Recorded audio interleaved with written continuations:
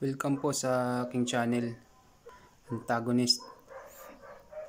For today's content, update lang po tayo. Update lang po ako sa about Toolify PTE.ltd at saka yung website na phonetracker.tix.com.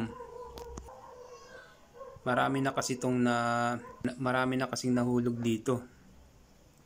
Ano nga ba si Toolify at ang website na Phone Tracker?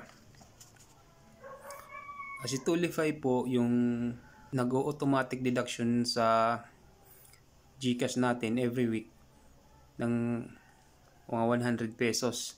At saka ang website naman na Phone Tracker, phonetracker.tix.com, ginagamit, yun po yung gumagamit kay Toolify as a means para makapag-automatic deduction sila sa GCash account natin. Kapag po kayo ay mapapadpad sa website na to, itong phonetracker.tix.com, para hindi na kayo matulad sa amin na nabiktima, huwag po kayong mag-click ng kahit anumang link sa loob ng kanilang website. Kasi marami na pong nabiktima nito. Usually, nung mga nakaraang buwan, usually, ang solusyon sa problema na to ay maglalagin ka lang sa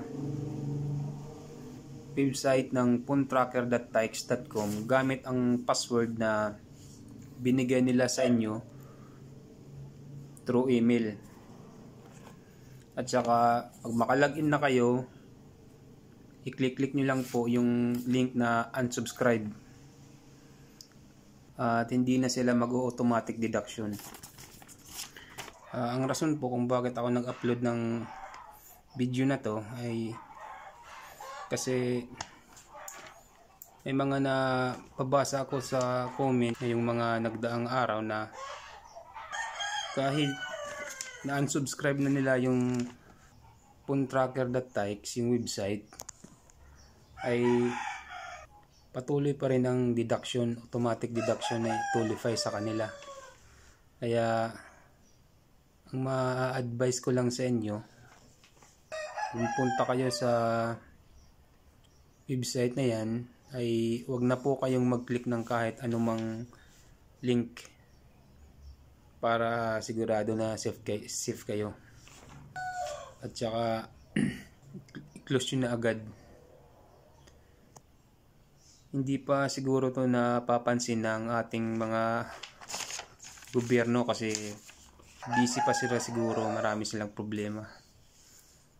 Kaya tayo na lang po ang magtulungan para maiwasan natin to.